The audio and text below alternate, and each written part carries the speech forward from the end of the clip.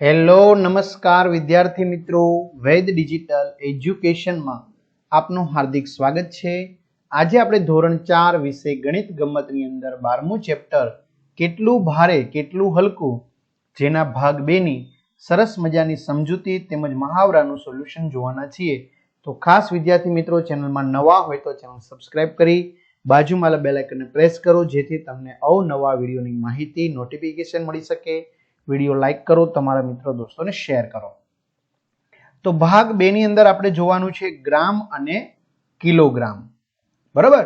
તો વિદ્યાર્થી મિત્રો, ભાગ 1 છે આપણે અગાઉના વિડીયોમાં સરસ રીતે સમજી ચૂક્યા છીએ।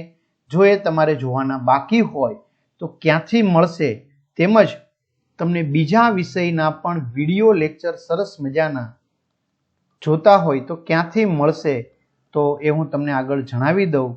સાથે સાથે આપણી વેદ ડિજિટલ એજ્યુકેશન નામની એપ્લિકેશનમાં તમામ પ્રકારની માહિતી મળશે, જેમાં 3 થી 12 ધોરણના તમામ વિષયના વિડીયો લેક્ચર, સ્વાધ્યાય અભ્યાસની સમજૂતીના વિડીયો, વિષય પ્રમાણેનું મટીરિયલ, પરીક્ષા માટે ઉપયોગી અસાઇનમેન્ટ, પેપરો, એકમ કસોટીના પેપરો, સ્વાધ્યાય પોથી, પ્રોજેક્ટ બુક, આ બધું જ ગેમ ડાઉનલોડ કરો ત્યાં જઈને ડાઉનલોડ કરી શકો છો અને ઓપન કરશો એટલે આ પેજ ખુલશે, જેમાં તમારા મોબાઈલ નંબર નાખી સેન્ડ ઓટીપી કરો।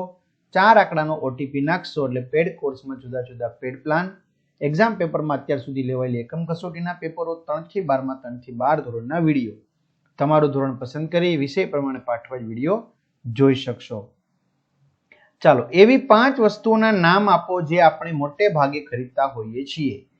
તો મિત્રો, ગ્રામમાં આપણે વસ્તુ ખરીદતા હોઈએ તે અને કિલોગ્રામમાં ખરીદતા હોઈએ તે, તો કાજુ, બદામ, દ્રાક્ષ, સૂકીઓ ખાસ લીલી નહીં, પછી કોફીનું પેકેટ, ટૂથપેસ્ટ, આ બધું ગ્રામમાં હોય। પછી ડુંગળી, બટાટા, ઘઉં, ચોખા, ખાંડ, આ બધું આપણે કિલોગ્રામમાં ખરીદતા હોઈએ છીએ। તો આપને ખબર છે કે 1 કિલોગ્રામ બરાબર 1000 ગ્રામ થાય। કેટલા? 1000 ગ્રામ, જે આપને બધાને ખ્યાલ છે। હવે શું ભારે છે તમારે મને કહેવાનું છે, 1 કિલોગ્રામ રૂ કે 1 કિલોગ્રામ લોખંડ? ચલો, કોટન વૂલ એટલે કે રૂ કે હાથમાં રહેલું લોખંડ શું ભારે છે? તો વિદ્યાર્થી મિત્રો, બંને સરખું થાય। કારણ કે બંને કેટલા છે? 1 કિલોગ્રામ છે ને? હા, બરાબર। એટલે લોખંડ અને રૂ બંને સરખા છે, બંને 1 કિલોગ્રામ છે, બરાબર। એટલે બંનેનું વજન સરખું થાય। શું કહે છે? આઉચ, આ બંનેનું વજન સરખું થાય, બરાબર। હવે કોઈના ઉપર આપણે રૂ ફેંકીએ તો એને વાગે? તો કે નહીં, પણ કોઈના ઉપર આ 1 કિલોગ્રામ લોખંડનો ટુકડો મારીએ તો એને વાગી જાય। હવે કે છે અહીંયા તરબૂચ છે ને એનો ઘા કરે, જો થ્રો કરે છે। સાહેબ, તેણે વજનદાર તરબૂચ મારી ઉપર ફેંક્યું, તરબૂચ એને વાગ્યું।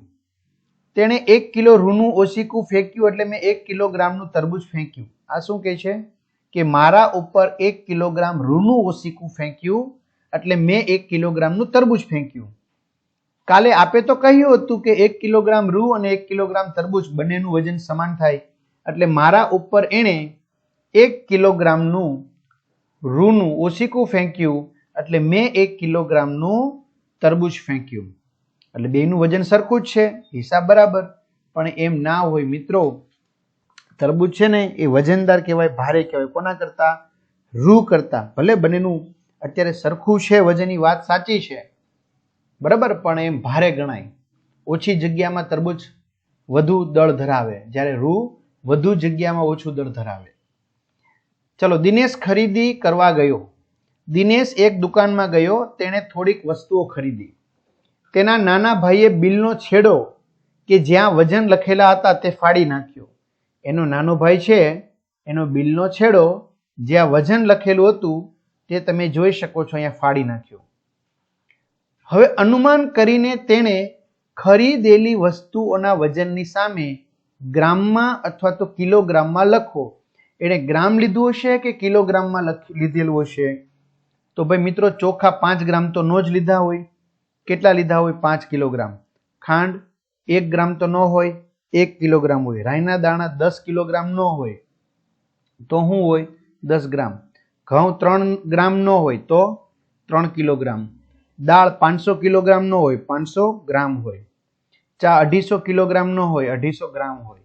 ચોકલેટ 25 ગ્રામ હોય 25 કિલો નો હોય. બરોબર ને? તો આવી રીતે. ચલો, કાર અને ટ્રેક્ટર.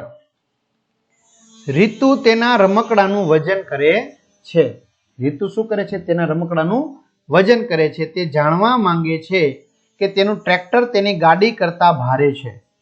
તમે તેને જલ્દીથી શોધવા કેવી રીતે મદદ કરશો?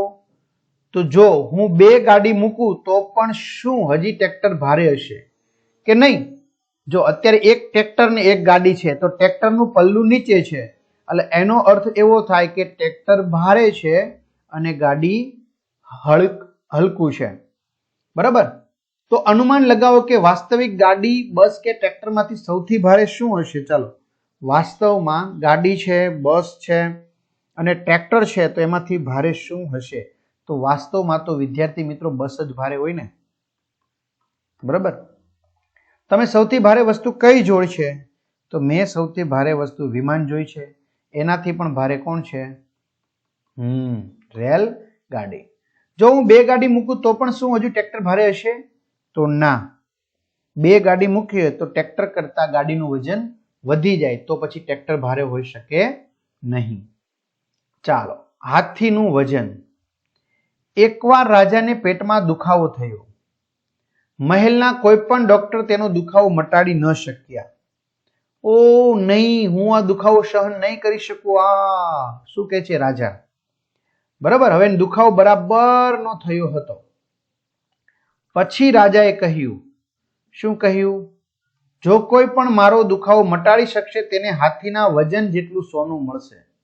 શું કહે છે? મારો જે દુખાવો મટાડી શકશે એને હાથીનું જેટલું વજન હોય એટલું વજનનું સોનું મળશે. આ સાંભળીને દેશના બધે ઠેકાણેથી ડોક્ટર આવ્યા, પરંતુ માત્ર ડોક્ટર વૈદિકા તેમને સાજા કરી શક્યા. ડોક્ટર વૈદિકાએ તેમને શું કરી દીધા? સાજા કરી દીધા. ઓહ, મારું દર્દ તો જતું રહ્યું.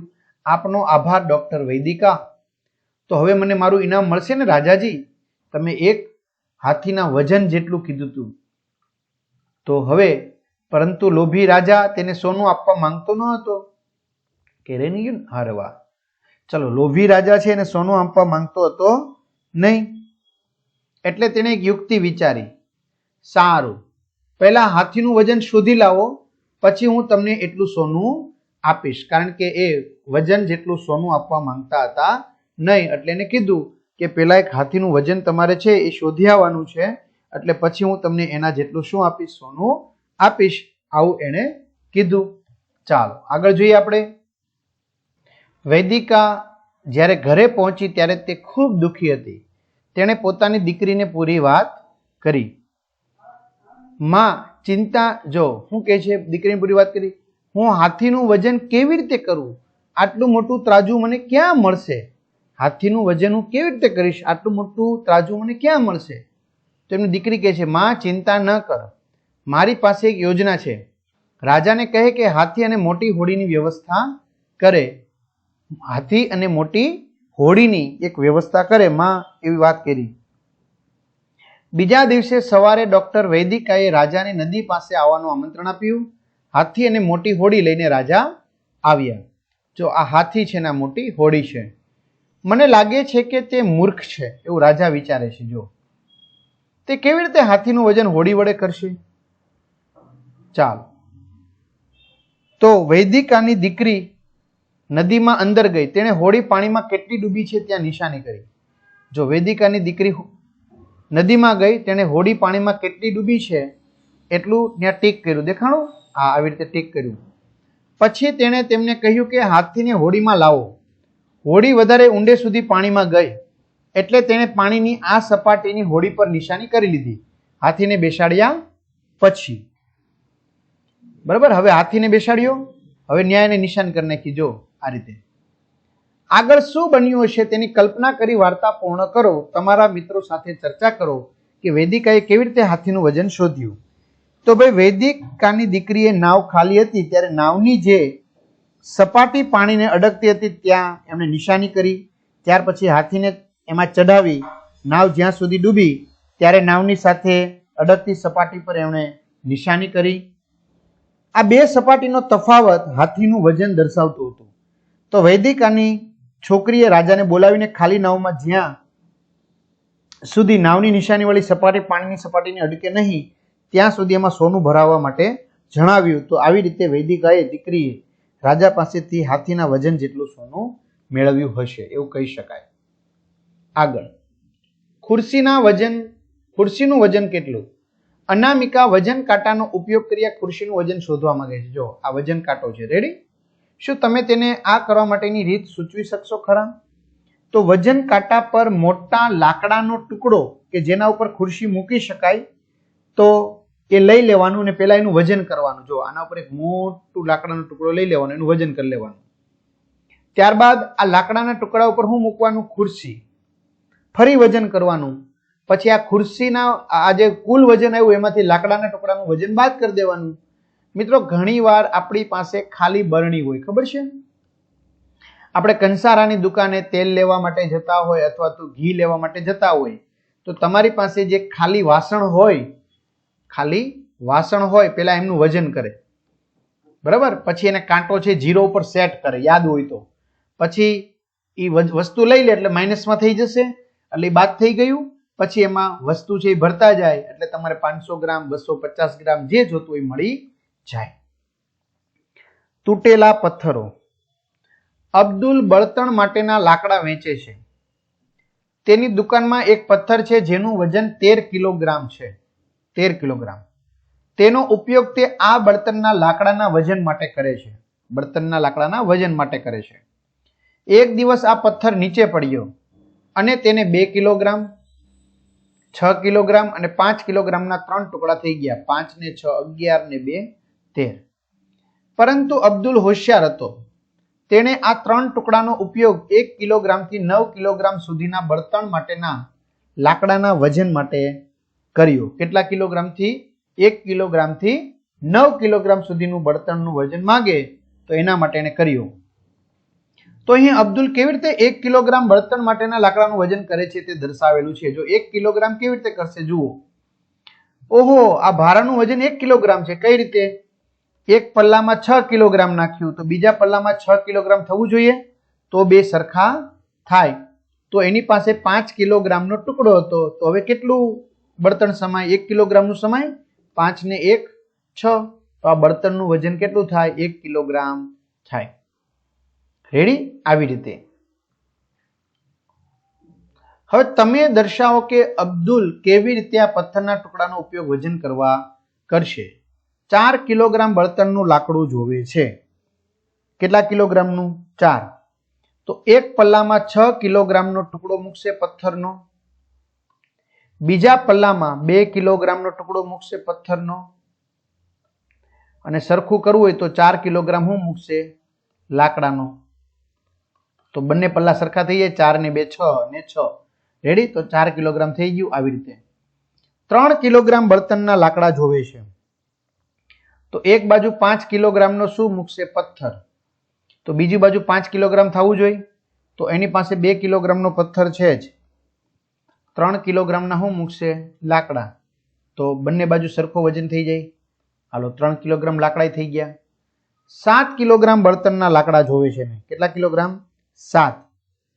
તો એક બાજુ 5 અને 2 કિલોગ્રામના શું મૂકશે? પથ્થર. તો આ બાજુ 7 કિલોગ્રામના શું થઈ જશે? લાકડા. બે સરખા પલ્લા કરવાના છે. આવી રીતે.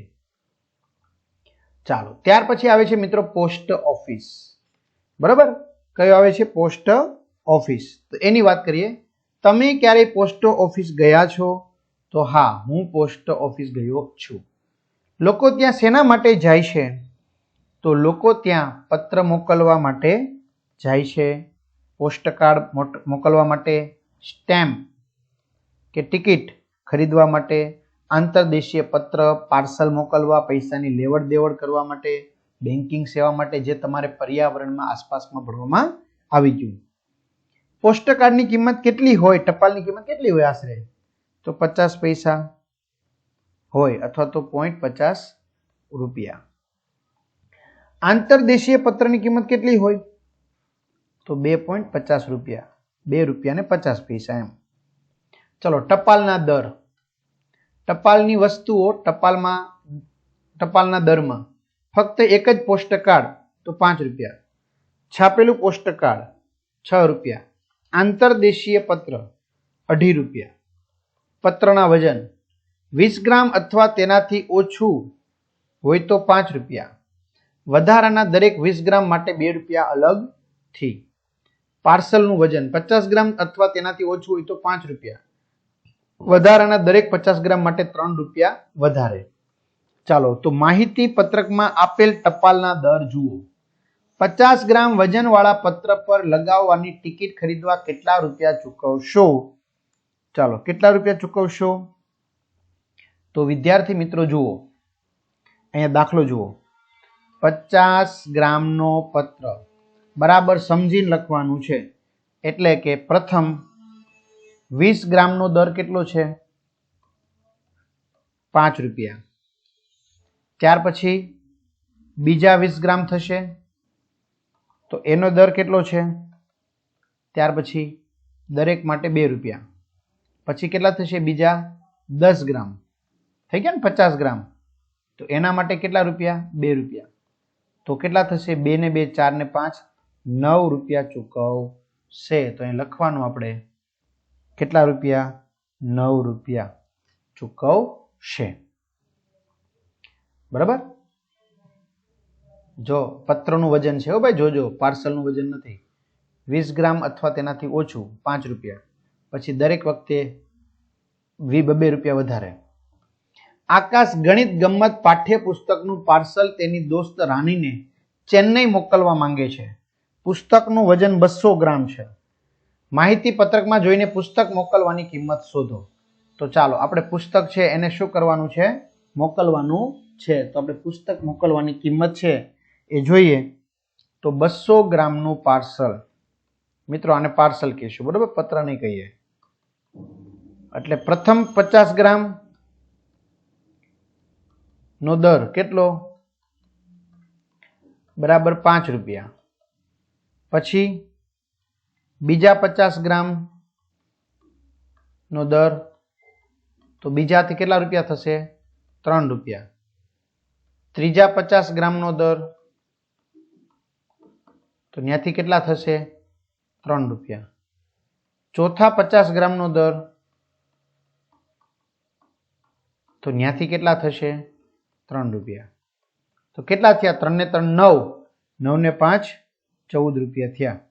બરાબર? તો આવી રીતે 14 રૂપિયા થશે. આગળ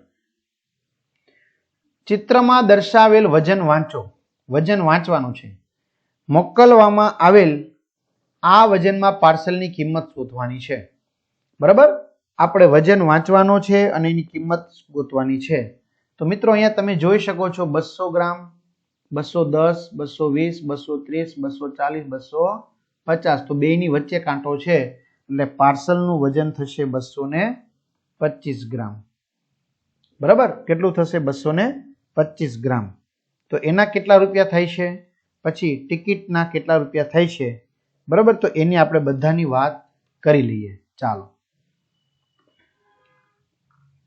આપણે એક પેજ લઈ લઈએ કોરું. સરસ. ચાલો, તો 225 ગ્રામ. તો પ્રથમ 50 ગ્રામ નો દર બરાબર 5 રૂપિયા.